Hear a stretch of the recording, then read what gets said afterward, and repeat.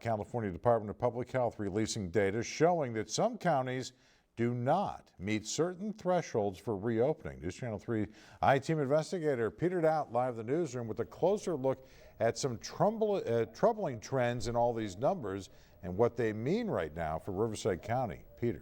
John, the state looks at several key measurements for every county, and right now Riverside County falls short in a few categories.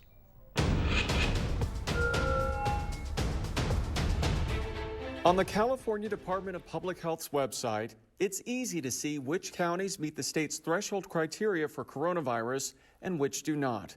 A check means a county meets the criteria for a certain category, which include elevated disease transmission, increasing hospitalization, and limited hospital capacity.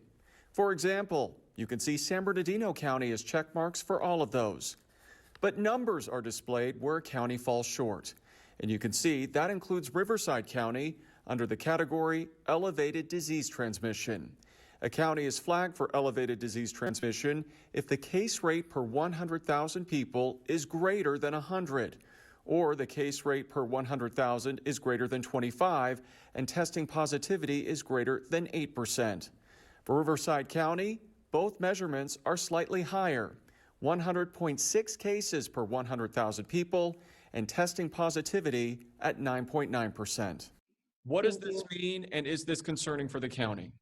It means that the state is watching us more closely. So they are reviewing our numbers more closely, engaging in more conversations with our public health department. We see that cases continue to increase. We believe this is a direct correlation with people going out in the community more often and visiting more places in the community. Right now, Riverside County does meet the criteria for increasing hospitalization and limited hospital capacity.